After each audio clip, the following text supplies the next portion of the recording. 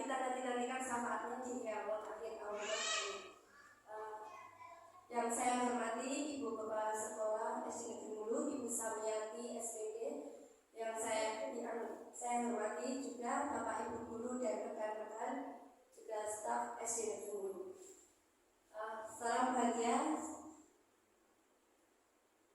bagi kita semua. Di sini saya ingin menyampaikan atau memaparkan tentang budaya positif modul 1.4. Saya CGP angkatan 9 tahun 2029 dan saya Imam Jami. Kemudian di sini di guru penggerak atau pendidikan guru penggerak yang nantinya saya akan lakukan selama 6 bulan, yaitu menciptakan kepemimpinan pembelajaran yang berpusat pada murid, menggerakkan komunitas belajar untuk rekan guru di sekolah dan di wilayahnya, menjadi pengajar kami berkirikan guru lain terkait pengembangan pembelajaran di sekolah, mendorong peningkatan kepemimpinan murid di sekolah, membuka ruang diskusi positif dan ruang kolaboratif antar guru dan pemangku kepentingan di dalam dan di luar sekolah untuk meningkatkan kualitas pembelajaran. Kemudian menjadi pemimpin pembelajaran yang mendorong well-being ekosistem pendidikan di sekolah. Seterusnya meningkatkan kompetensi sebagai pemimpin pembelajaran, pengamalan pembelajaran mandiri dan kelompok terbimbing, terstruktur dan menyenangkan, pengamalan belajar bersama dengan rekan guru yang sama-sama lolos dalam program PGP, mendapat komunitas belajar yang baru. Dan tadi saya sudah menyampaikan bahwa saya akan mensosialisasikan tentang budaya positif. Di sini budaya positif atau ekosistem positif yang sangat bersinambungan dengan apa yang disampaikan oleh Ki Hajar Dewantoro. Di sini dianggap kita itu sebagai seorang petani. Kita mengumpamakan atau membandingkan dengan hidup tumbuh-tumbuhan seorang petani. Dalam hakikatnya sama kewajibannya dengan seorang pendidik yang merawat tanaman, menuntut tumbuhnya. Ia dapat memperbaiki kondisi tanah. Kalau kita memperbaiki kondisi anak, kemudian memelihara tanaman padi, memberi pupuk air, membasmi ulat-ulat dan jamur-jamur yang mengganggu hidup tanaman padi dan lainnya. Di sini perubahan paradigma atau stimulus respon lawan teori kontrol.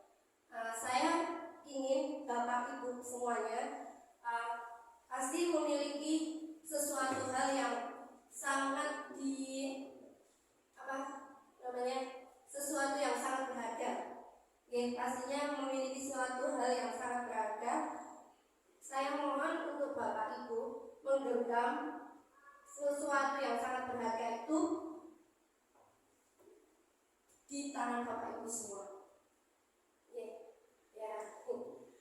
Apa yang sebuah yang sangat penting bagi Bapak Ibu itu apa? Kemudian seandainya sesuatu hal yang sangat penting itu saya minta dengan saya memberikan imbalan, misalnya saya memberikan imbalan 1 juta, misal ya Bu, 1 juta saya minta untuk Bubut melepaskan yang Bubut genggam tadi, apakah boleh?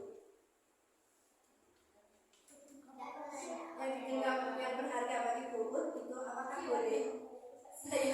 Saya minta dan saya tukar dengan uang sebesar itu. Boleh atau tidak, Bu? Tidak boleh. Alasannya apa, Bu? Mohon.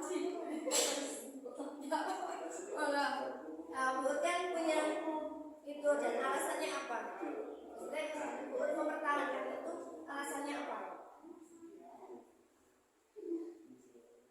Karena sesuatu yang saya pegang itu sangat berharga bagi saya. Saya pikir tidak hanya saya saja, tapi banyak yang membutuhkan itu. saya tidak berikan ke siapa-siapa, terutama misalnya diberi imbalan yang sebesar apapun. Terima kasih Bu. Nah, untuk yang lain otomatis Bapak Ibu juga punya. Saya menuntut Ibu kepala sekolah memberikan. Seandainya saya mendengar sesuatu yang menurut saya itu hal yang sangat berharga dan sangat luar biasa, seandainya ada salah satu atau seseorang yang akan mengambil, bahkan mau menukar dengan hal yang mungkin menurut orang yang akan menukar itu berharga, tapi karena saya sudah punya prinsip ini hal yang sangat berharga bagi saya, apapun yang akan digunakan untuk menukar itu tidak mungkin akan saya berikan, karena apa yang saya genggam ini jelas sudah saya pertahankan dengan seluruh jiwa dan raga saya. Terima kasih Bu dan Lisa. Mungkin hampir semuanya Bapak Ibu itu juga sama pendapat bahwa itu sebuah yang sangat berharga dan tidak mungkin akan dilepaskan. Kemudian di sini masuk dalam teori kontrol. Jadi setiap orang itu punya kontrol masing-masing. Apakah hal yang istimewa itu ataukah hal yang sangat berarti bagi hidup Bapak Ibu itu tidak mungkin akan dilepaskan. Dan ini perubahan paradigma teori kontrolnya, contohnya instruksi guru mengontrol murid. Tidak mungkin kita akan mengontrol murid karena kita saja kalau punya suatu yang berharga tidak mungkin akan semudah itu untuk dilepaskan. Kemudian ilustrasi bahwa kritik atau membuat orang merasa bersalah dapat menguatkan karakter itu pun juga tidak mungkin, karena malah justru akan melemahkannya. Kemudian ilustrasi bahwa semua penguatan positif itu efektif dan bermanfaat. Kemudian yang selanjutnya ilustrasi bahwa orang dewasa memiliki hak untuk memaksa. Padahal tidak hanya semua orang dewasa, tetapi anak kecil pun juga bisa. Kemudian selanjutnya di sini ada perubahan paradigma atau stimulus respon. Teori kontrol yang bisa kita mengontrol seseorang.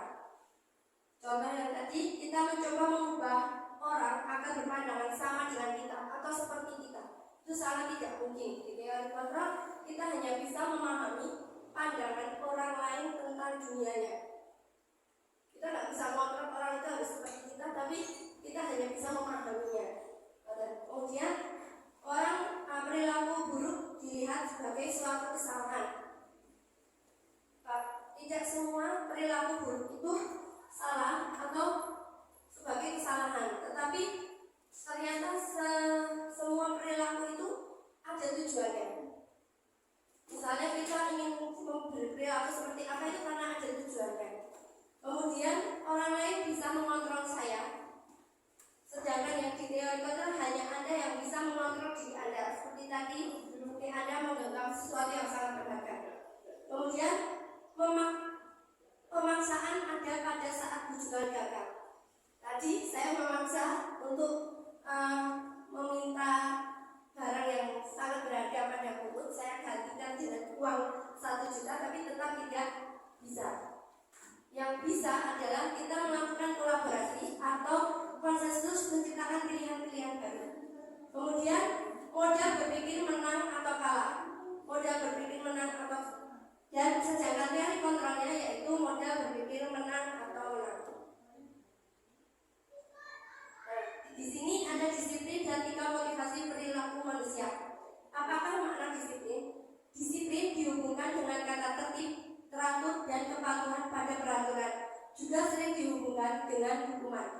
Padahal itu sungguh berbeda, karena belajar tentang disiplin positif tidak harus dengan memberi hukuman. Justru itu adalah salah satu alternatif terakhir dan kalau perlu tidak digunakan sama sekali.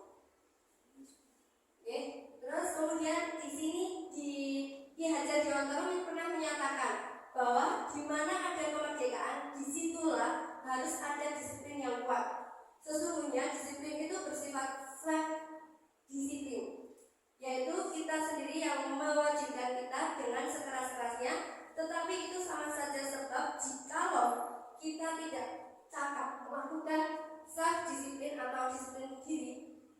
wajiblah penguasaan lain disiplin diri kita, dan pengaturan demikian itulah harus ada di dalam suasana yang merdeka. Jadi kalau setiap orang tidak merasa merdeka akan melakukan sesuatu itu juga akan terpaksa.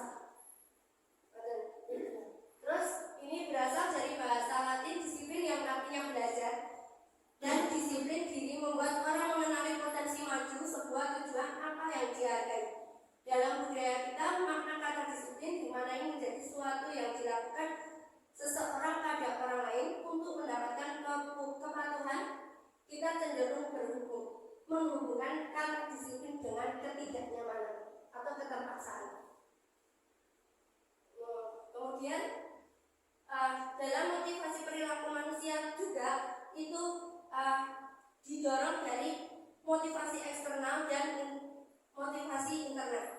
Dari motivasi eksternal itu ada dua, yaitu apa yang terjadi apabila saya tidak melakukannya. Jadi misalnya kalau saya tidak melakukan itu, berarti saya nanti akan mendapatkan hukuman apa. Jadi melakukannya karena terpaksa. Kemudian untuk mendapatkan imbalan dari orang lain atau intuisi. Di sini apa yang akan saya dapatkan apabila saya melakukannya? Contohnya anak, kita bilang kepada anak-anak kalau yang bisa menjawab nanti akan saya beri hadiah. Jadi nanti kalau yang tidak bisa menjawab, jadi tidak dapat hadiah. Itu anak yang di sini dia melakukan motivasi itu karena ingin mendapatkan sesuatu dia dari guru atau manapun lah yang berkaitan dengan ini. Kemudian yang dari motivasi internal atau tujuan disiplin positif itu yang dari dalam diri sendiri, yaitu saya akan menjadi orang yang seperti apa apabila saya melakukannya. Kita melakukan dengan hati yang senang, jadi kita mau seperti apa. Misalnya kita mau saya mau jadi pintar, saya harus belajar. Dan kalau saya melakukan itu, saya harus belajar, saya melakukan itu nanti saya akan menjadi pintar. Itu seperti itu dari dalam diri. Kemudian di sini ada keyakinan kelas, perbedaan keyakinan kelas, hukuman dan penghargaan. Tadi sudah saya sampaikan tentang disiplin itu termasuk dengan rasa merdeka. Nah di sini menurut Ki Hajar Dewantoro, merdeka itu artinya tidak hanya terlepas dari perintah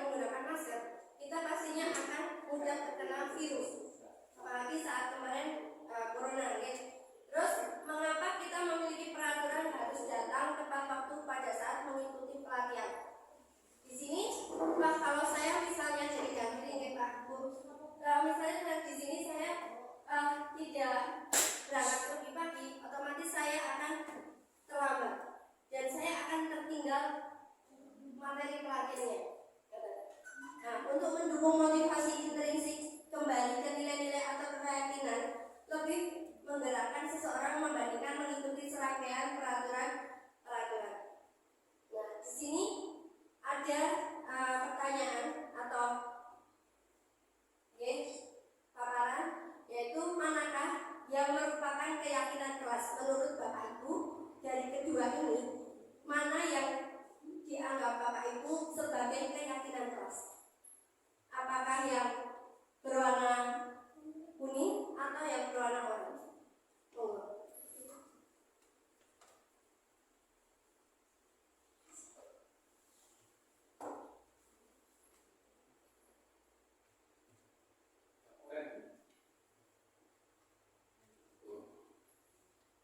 Bapak Jijen sudah menjawab yang berapa Pak, dan alasannya apa? Yang warna oranye. Alasannya? Maaf, saya tidak bisa baca karena terlalu kecil. Kalau saya memilih yang oranye karena saya baca yang kuning. Yang kuning ini memakai penutup muka. Itu maksudnya masker atau cadar. Kalau yang dimaksud adalah cadar itu bukan karena sekolah menurut saya. Ya, saya membaca itu saja, langsung bisa saya ketahui bahwa yang sekolah yang, tapi saya nggak bisa membaca yang oranye itu. Terima kasih. Ya Pak, kalau yang oranye itu saya bacakan ya. Ini kami guru dan murid yang saling menyayangi. Kemudian kami murid yang semangat belajar. Kemudian kami murid yang peduli satu sama lain. Ya, berarti Bapak Ibu sudah paham. Ya, Ibu Samyati. Dari dua pernyataan itu, yang manakah yang merupakan keyakinan kelas, mengapa itu sama seperti Pak Judin, cuma tadi Pak Judin belum menambah alasan. Mungkin di sini saya hanya ingin menambahkan kalau yang oranye itu tertulis karena sudah berdasarkan musyawarah dari semua warga kelas. Jadi tidak hanya sekedar Pak Guru yang menulis, tapi itu sudah didasarkan dari musyawarah. Jadi keyakinan ya Pak, keyakinan kesepakatan. Manakah yang merupakan keyakinan kelas? Keyakinan kesepakatan sama tidak? Nah, kalau sama berarti jawabannya itu tadi. Itu tertulis karena sudah berdasarkan dari musyawarah warga kelas itu. Itu saja Kak pertanyaannya. Terima kasih. Matur bisa. Nah, ya betul sekali Bapak Ibu. Ini ya memang yang merupakan keyakinan kelas, yaitu yang oranye. Dan yang disampaikan Bu Sam itu benar sekali. Ya, di sini ada contoh keyakinan kelas. Seperti setiap anggota kelas perlu belajar. Setiap anggota kelas perlu senang. Setiap anggota kelas perlu melakukan tugas. Setiap anggota kelas perlu saling menghargai, dan setiap anggota kelas perlu merasa aman. Kemudian selalu bersikap positif, senantiasa menjadi yang terbaik, diri terbaik, percaya dan menghormati orang lain serta barang milik orang lain. Berkomitmen terhadap setiap tugas dan senantiasa membantu. Di sini ada menghormati atau hormat, bekerja dan diterima dan yang dimiliki. Dari hormat ini kami yakin bahwa sangat penting untuk menghormati semua orang dan barang milik orang lain. Kemudian yang bekerja, kami meyakini bahwa sangat penting untuk mengerjakan segala pekerjaan atau mengikuti kegiatan yang telah ditugaskan. Kemudian diterima dan dimiliki. Kami yakin atau meyakini bahwa sangat penting untuk merasa diterima. Jadi untuk keyakinan kelas ini kita bersama-sama dengan anak membuat keyakinan yang mereka inginkan secara bersama-sama, tentunya dengan ini peraturan atau keyakinan kelas. Kalau di sini perbedaan antara peraturan dan keyakinan. Kalau peraturan selalu kembalikan buku ke tempatnya. Itu sebuah peraturan. Saya seperti buanglah sampah pada tempatnya.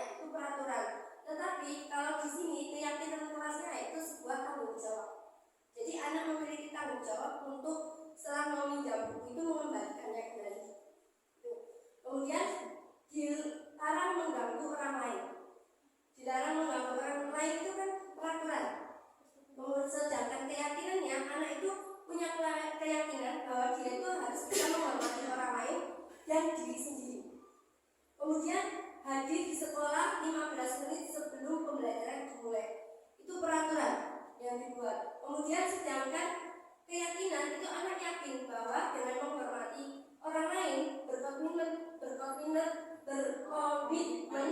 pada tujuan itu anak jadi saya punya komitmen harus sebelum 15 menit mulai pelajaran saya sudah masuk ke ruangan dan lain sebagainya. Kemudian di sini antara perbedaan hukuman dan disiplin. Disiplin dibagi menjadi dua, yaitu sanksi atau konsekuensi dan restitusi.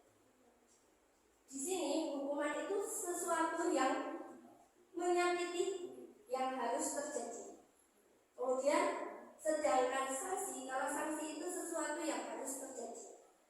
Ketika restitusi itu sebuah pilihan, memberikan pilihan. Jadi ketika anak membuat kesalahan itu tidak kita ngejar, anak kamu salah, saya hukum seperti ini, itu yang disebut dengan hukuman. Sedangkan disiplin itu yang sanksi itu atau konsekuensi, kamu tadi melakukan apa ini. Jadi kalau kamu melakukan itu konsekuensinya apa. Sedangkan restitusi itu pilihan. Jadi kita bertanya kepada anak terlebih dahulu, nak, yang kamu tadi lakukan itu sudah benar atau salah.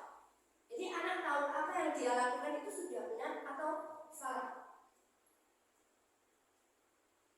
Kemudian kalau untuk hukuman tidak nyaman untuk murid atau anak untuk jangka waktu yang sangat panjang. Kemudian korban mendapatkan keadilan, murid atau anak akan tersakiti, perilaku pasif agresif meningkat, sistem tidak akan berjalan bila murid takut, berlaku hanya pada sebuah karakteristik, tidak berlanjut pada kehidupan nyata. Peraturan adalah kamu harus, murid atau anak membenci peraturan. Kemudian sedangkan saksi atau konsekuensi tidak nyaman untuk murid atau anak untuk jangka waktu yang sangat pendek. Korban bisa diabaikan, murid atau anak dibuat tidak nyaman, penguatan hanya bertahan dalam jangka waktu yang pendek, memerlukan monitoring dan supervisi terus-menerus dari guru, membantu penerapan mengikuti peraturan dalam masyarakat. Apa peraturannya? Mampukah kamu melakukannya? Murid, anak menghormati peraturan. Sedangkan restitusi kita mengajarkan anak untuk bisa menggali apa yang sebenarnya dia lakukan itu benar atau salah. Kemudian penguatan untuk murid dalam jangka waktu yang sangat panjang. Korban mendapatkan ganti, murid atau anak mendapat penguatan, masalah terpecahkan, kemudian murid belajar bertanggung jawab untuk perilakunya atau perbuatannya. Kemudian fokus pada pemecahan masalah dalam jangka waktu panjang. Apa yang kamu yakini? Jadi anak itu sudah bisa meyakini tentang kesepakatan yang kita buat di kelas masing-masing dan apa yang bisa kamu lakukan untuk memperbaiki masalah itu. Jadi anak punya kesadaran diri untuk memperbaiki kesalahannya. Kemudian murid atau anak menghormati dirinya dan orang lain.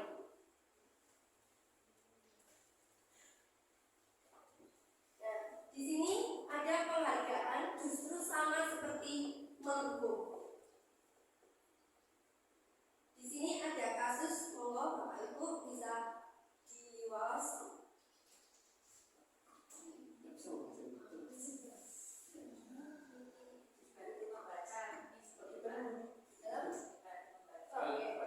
Ibu Anas, guru kelas 2 SD, mendapatkan masalah. Murid-muridnya tidak bisa tertib berdiri antri di depan pintu kelas dan selalu berebutan masuk ke dalam kelas setelah jam istirahat usai. Ini tentunya sangat mengganggu proses pembelajaran, di mana kelas tidak dapat mulai tepat waktu karena Ibu Anas sibuk menangani murid-muridnya untuk waktu yang cukup lama. Akhirnya Bu Anas berpikir cepat dan mengandalkan stiker bintang. Setiap murid murid-murid akan masuk kelas usai jam istirahat, Bu Anas akan mengiming-imingi murid-muridnya dengan stiker bintang. Siapa yang dapat berdiri lurus dan rapi, antre di depan pintu, dapat bintang dari Anas. Sebagian murid-murid menyambut tantangan tersebut dan langsung berdiri rapi di depan pintu, diikuti teman-temannya yang lain agar mendapatkan stiker bintang. Hal ini terus dilakukan Bu Anas selama beberapa minggu karena cukup berhasil membuat murid-muridnya berdiri rapi antri di depan pintu. Sampai pada suatu saat Bu Anas sakit dan terpaksa digantikan oleh Pak Heru. Pak Heru tidak mengetahui tentang stiker bintang. Dan benar saja pada saat mau masuk ke kelas, usai jam istirahat, murid-murid kelas 2 kembali berebutan masuk kelas tanpa antri karena Pak Heru tidak memberikan stiker bintang. Nah, dari pengalaman Bu Anas ini itu memberikan penghargaan kepada anak. Ternyata pemberian penghargaan anak itu bukan sebagai sesuatu yang baik, tetapi ternyata itu sebagai hukuman, sama seperti hukuman. Contoh di sini, penghargaan berlaku untuk mendapatkan seseorang melakukan sesuatu dalam jangka waktu pendek. Kemudian jika kita menggunakan penghargaan lagi dan lagi, maka orang tersebut akan tergantung pada penghargaan yang diberikan serta kehilangan motivasi dalam diri. Contohnya misalnya, anak-anak, coba kamu jawab ini, nanti yang bisa akan saya beri hadiah ini. Terus berikutnya juga sama, begitu terusnya. Tapi yang jawab hanya anak itu saja, sedangkan lain paling sing jawab itu saja. Aku paling ora iso. Jadi motivasi dalam diri anak itu tidak ada. Gitu. Kemudian penghargaan menghukum mereka yang tidak mendapatkan penghargaan. Yang tadi saya sampaikan, misalnya dalam sistem ranking, mereka yang mendapatkan ranking 2 akan merasa dihukum. Kemudian penghargaan dan hukuman adalah hal yang sama karena keduanya mencoba mengendalikan perilaku seseorang. Kemudian jika saya menerapkan suatu penghargaan dan tidak mendapatkannya, maka saya akan kecewa dan berkecil hati. Serta kemungkinan lain, saya tidak akan berusaha sekeras sebelumnya. Karena sudah yang jawab itu tadi, oke. Jadi anak yang lainnya sudah tidak mau menjawab lagi. Kemudian ketika seorang diberi penghargaan atau pujian, misalnya guru memuji, kamu kok pintar, kamu kok ini dan sebagainya, di depan orang banyak, maka yang lain akan merasa iri. Dan sebagian dari mereka akan tidak menyukai orang yang diberikan penghargaan tersebut. Jadi misalnya si Andi, kamu kok pintar, kamu kok seperti ini, dibanggakan di depan kelas. Yang lain tidak. Jadi anak-anak yang lain itu, apa-apa Andi. Jadi merasa iri. Dan si teman-temannya itu jadi benci sama Andi karena merasa iri tadi. Jadi itu sebuah penghargaan tapi hukuman. Dan di sini ada 5 kebutuhan dasar manusia. Di dalam kebutuhan dasar manusia di sini ada contoh Ibu Ambar.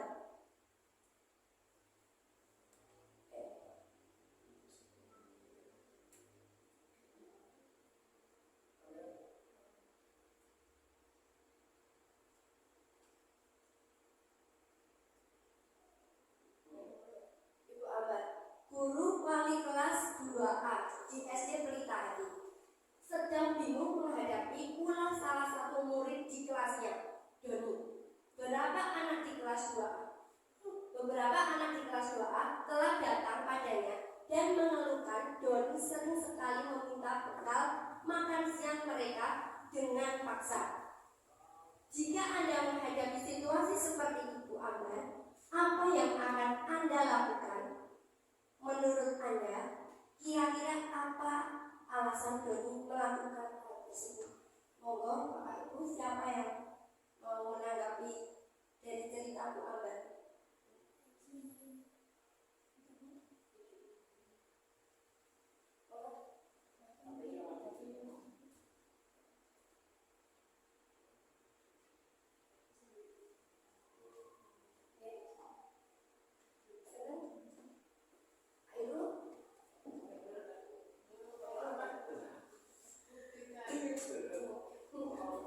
Anda sebagai pengambat, Yesus Sekarang kan masih panggil dulu. Menurut Anda, kira-kira apa alasan demi? Apa yang Pak jenengan akan lakukan kepada demi, Pak?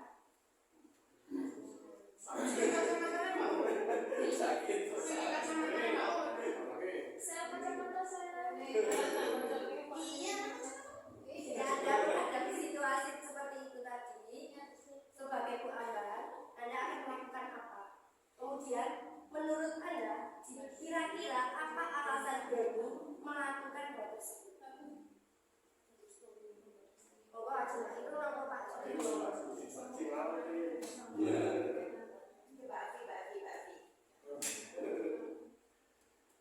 Baik, terima kasih. Saya akan menjawab dari kasus yang dialami Bu Ambar. Di sana ada Doni yang seolah-olah Doni itu, iya, kami meminta makanan kepada teman-teman di kelas. Itu mungkin kebutuhan dasar atau 5 kebutuhan dasar manusia itu belum tercukupi pada diri Doni. Mungkin dari kasih sayang belum didapatkan di rumah, atau mungkin Doni itu bertahan untuk hidup. Hari pagi belum makan sehingga kan harus minta makanan dari teman-teman.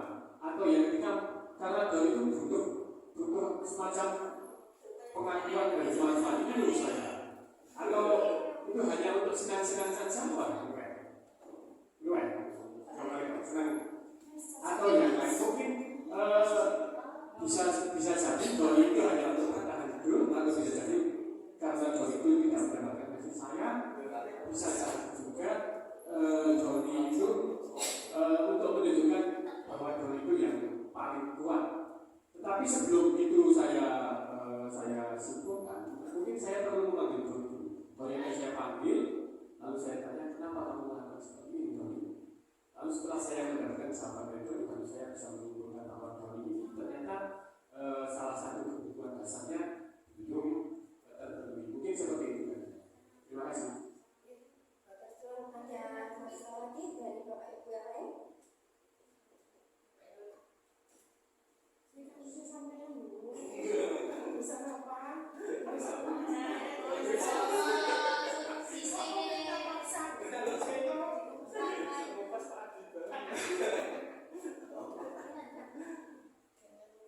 Mungkin sekedar tambahan aja, mungkin di situ Doni merasa bosan dengan pemberian si orang tuanya kan. Kemudian setelah merasa bosan kan jadinya kayak apa ya, kesal gitu ya. Misal, Pak, kok panganannya itu bahaya, dengan tak ada ketonton nih, jadi ibaratnya sedih.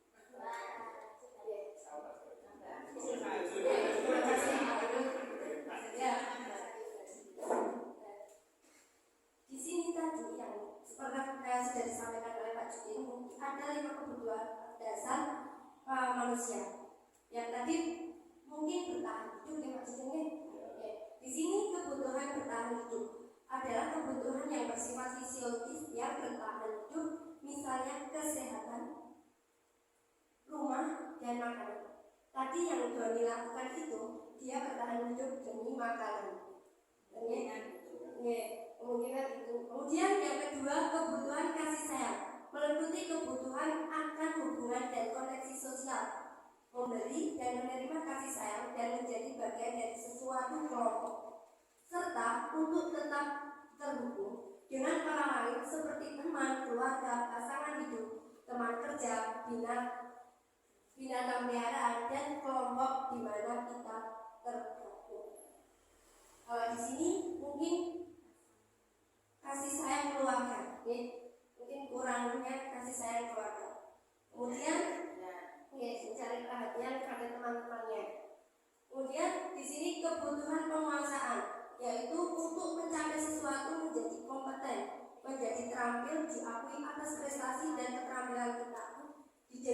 Anda itu memiliki rasa harga diri. Kebutuhan ini meliputi keinginan untuk dianggap berharga, bisa membuat perbedaan, bisa membuat pencapaian kompeten diakui, dihormati. Tadi mungkin yang disampaikan Pak Judin, aku merasa paling hebat. Itu mungkin yang diakui ya Pak. Ya, masuk dalam kebutuhan penguasaan yang diakui. Mungkin Doni merasa seperti itu. Atau mungkin kebutuhan kebebasan adalah kebutuhan akan kemandirian, otonomi, memiliki pilihan dan mampu mengendalikan arah hidup seseorang. Mungkin dalam kebutuhan kebebasan ini untuk Doni, termasuk Doni itu tadi yang disampaikan Pak Irul, bosen dengan makanan yang itu saja, sehingga dia punya pilihan untuk meminta makanan di temannya. Dari Pak Irul, berarti kebutuhan itu kebutuhan kebebasan. Jadi kalau itu di jenengan berarti jenengan kurang kebutuhan dalam kebebasan.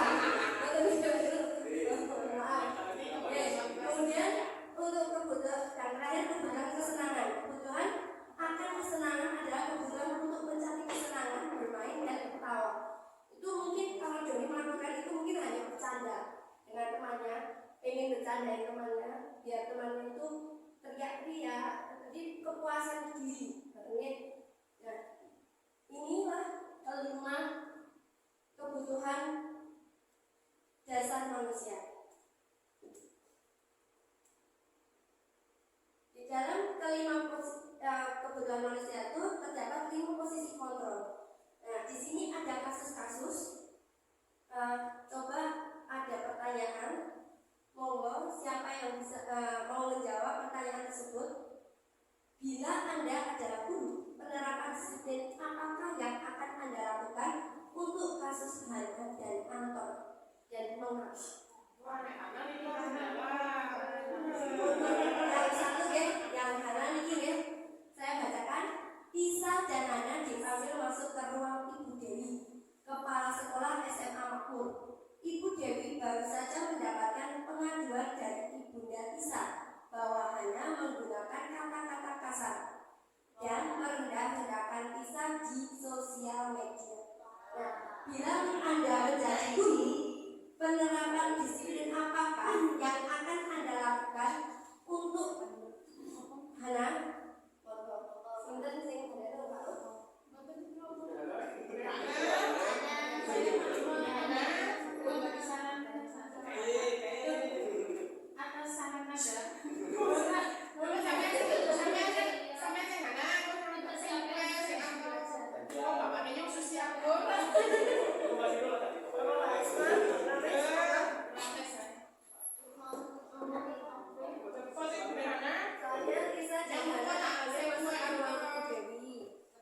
Kepala Sekolah SMA Makmur. Ibu Dewi baru saja mendapatkan pengaduan dari Ibunda Tisa bahwa Hana menggunakan kata-kata kasar dan merendah-rendahkan Tisa di sosial media. Terus apa yang akan Anda lakukan? Atau penerapan disiplin apakah yang akan Anda lakukan? Dan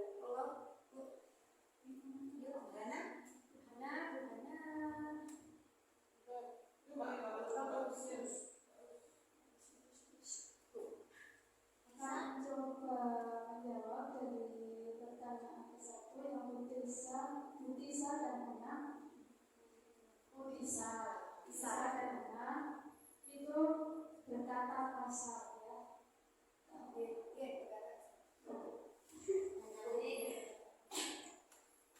Mungkin sebagai Ibu Dewi akan mengambil Hana untuk menegur agar tidak menggunakan kata-kata yang kasar, lebih menggunakan kata-kata yang sopan dengan Tisa itu. kemudian selanjutnya yang kasus kedua,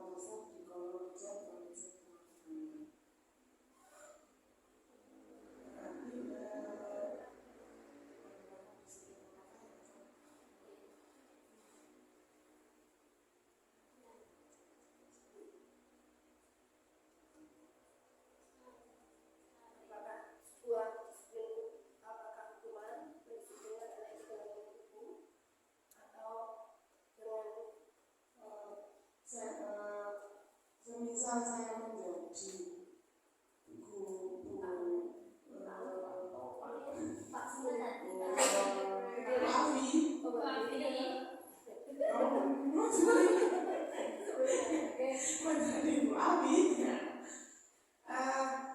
saya akan mencoba bertanya kepada Anto, kenapa dia menggunakan kata-kata seperti itu? Apakah dia pernah pernah diajak oleh salah satu temannya, jadi dia seperti mempunyai dia. Nah, jadi dia pada waktu dia pembelajaran jarak jauh, karena dia tidak bertatap muka, jadi dia berani untuk mengata-katain. Tapi kalau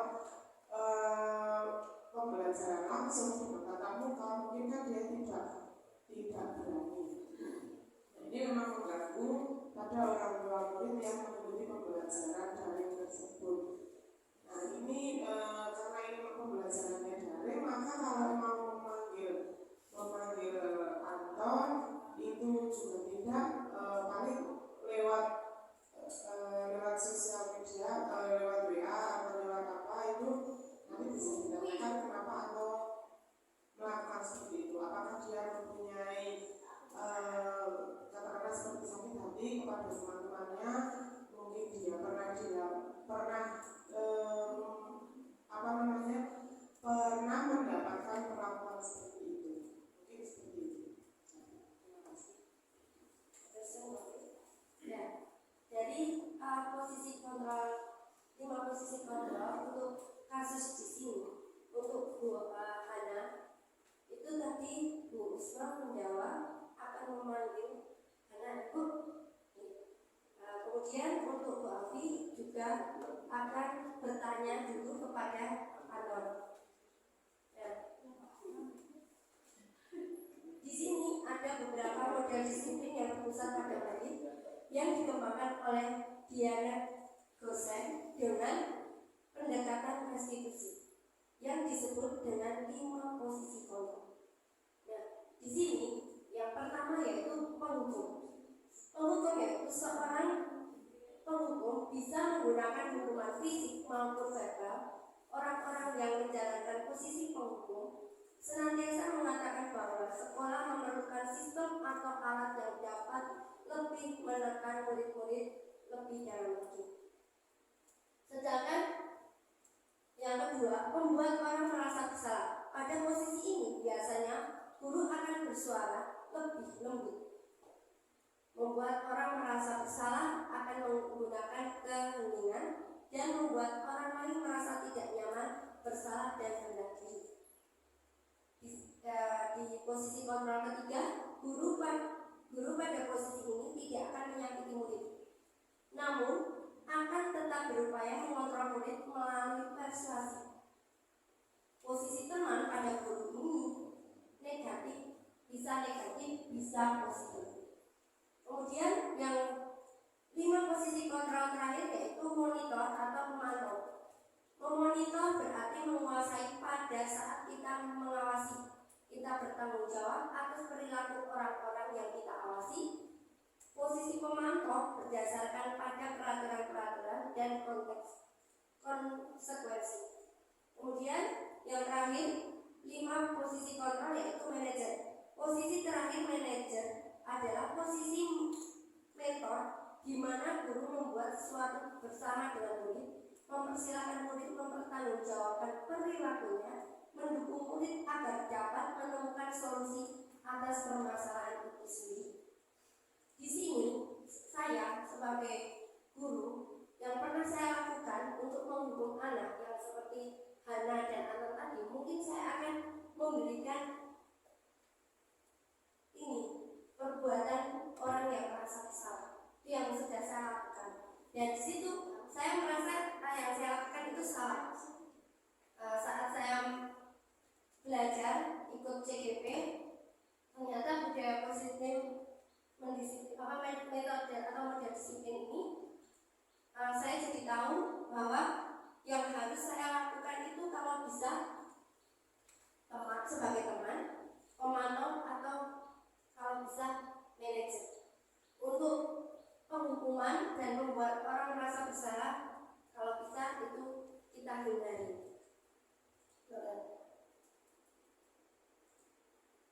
Terima kasih.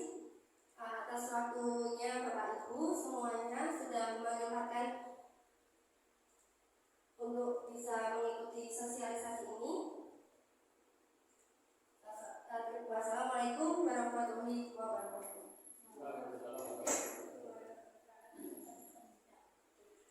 Ada masukan dari Ibu setelah untuk saya.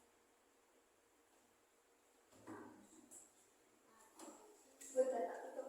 Sudah dicoba. Saya bukakan. Terima kasih untuk waktu yang diberikan ke saya. Yang pertama, itu saya juga mengucapkan terima kasih atas paparan yang telah disampaikan oleh Bu Irma tentang budaya positif.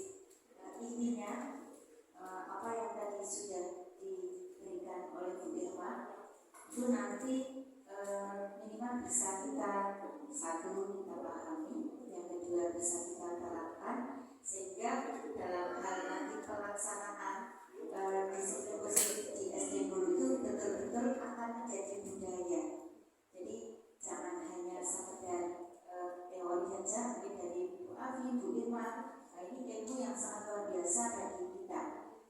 Jadi saya berharap sekali apa yang telah Bu Afi dan Bu Irma terima lewat pendidikan guru penggerak ini nantinya akan berdampak yang sangat luar biasa, khususnya di SD Hulu ini. Dan saya yakin kalau itu nanti diterapkan, kita memahami itu, terus kita terapkan, itu hasilnya memang sangat bagus. Karena selama ini kalau kita menabur anak yang salah, kita menghukum anak yang salah, itu jelas itu di poin yang paling rendah pada di situ, gitu. Jadi apa yang kita lakukan, saya lakukan untuk mendisiplinkan anak, untuk mendisiplinkan bapak dan ibu guru, ternyata langkah kita itu sebenarnya masih salah menurut ilmu yang kita dapatkan hari ini. Dan mudah-mudahan itu nanti akan betul-betul bisa merubah kita. Itu saja Bu Irma, terima kasih. Lanjut terus semangat untuk bergerak dan menggerakkan. Assalamualaikum warahmatullahi wabarakatuh.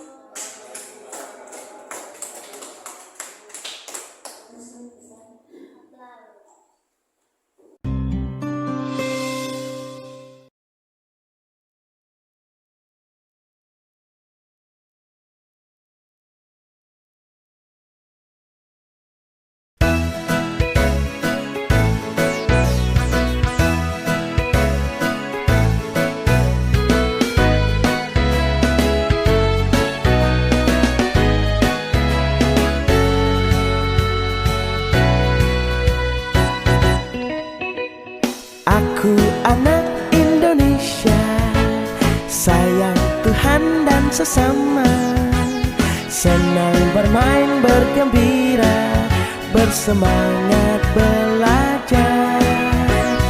Aku anak Indonesia, bersyukur senantiasa dalam segala keadaan. Anak Indonesia bisa. Aku bisa, aku bisa, aku bisa. Aku bisa, aku bisa, aku bisa. Bisa bersabar, bisa berani, bertoleransi, bersukacita, bisa peduli, bisa percaya bersama Tuhan aku. Yes, pasti bisa. Lala, lala, lala, bisa.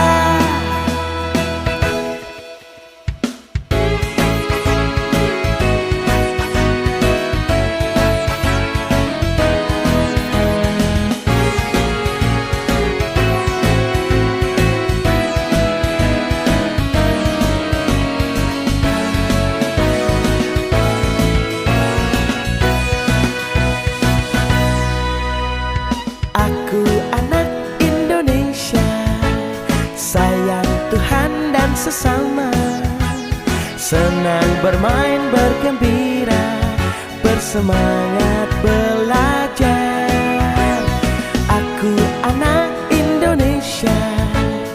bersyukur senantiasa dalam segala keadaan.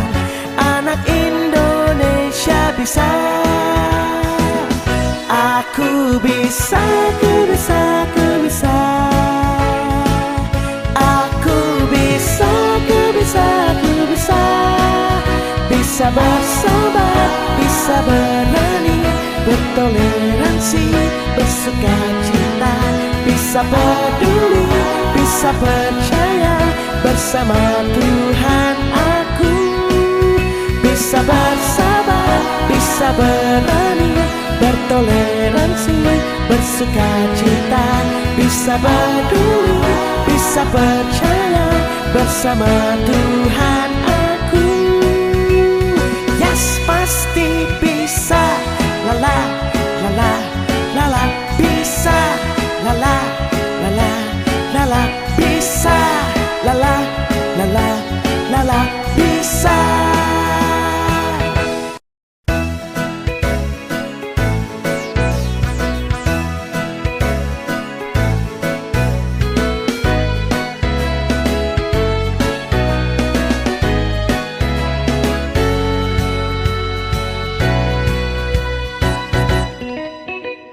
Aku anak Indonesia, sayang Tuhan dan sesama, senang bermain bergembira, bersemangat belajar. Aku anak Indonesia, bersyukur senantiasa dalam segala keadaan.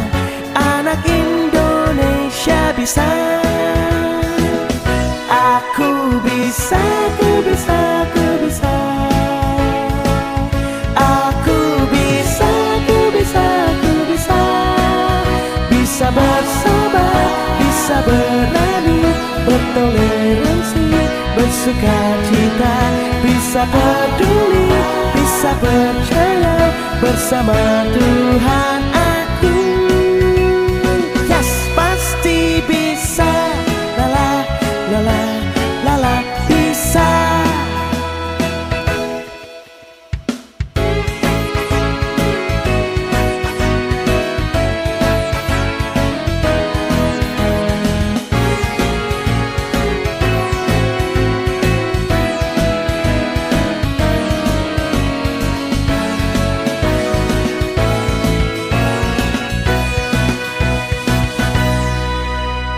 Aku anak Indonesia, Ya, masuk. dan sesama, senang bermain bergembira, bersemangat belajar.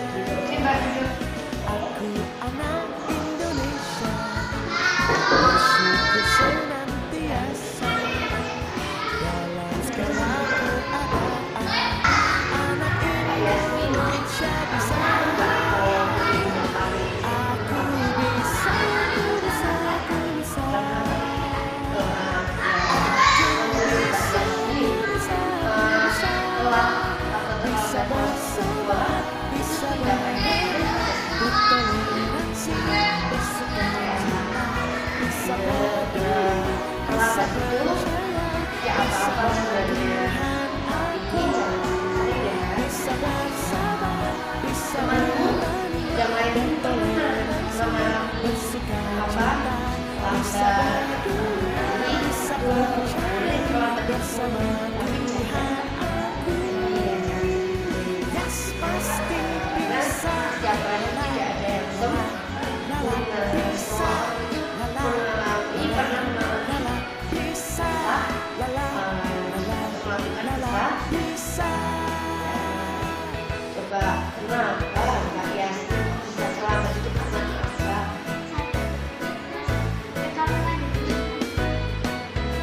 Oh, jadi Mbak Yasti itu selamat karena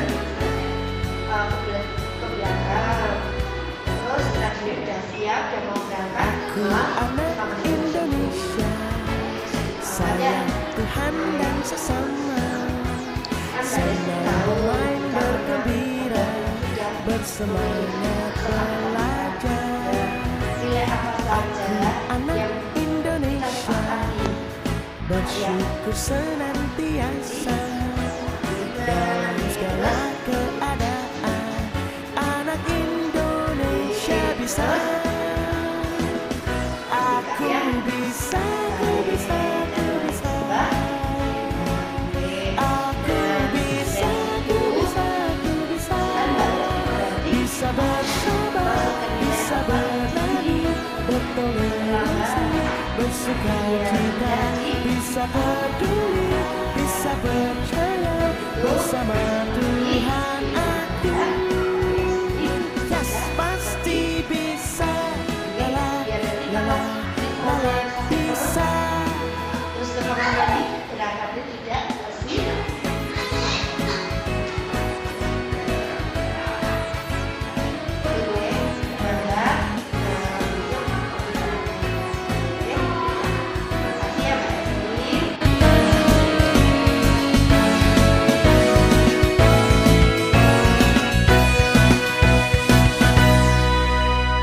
Aku anak Indonesia, sayang Tuhan dan sesama, senang bermain bergembira, bersemangat belajar.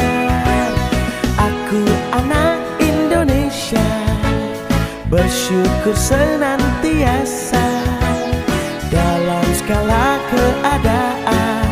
Anak Indonesia bisa, aku bisa, aku bisa, aku bisa.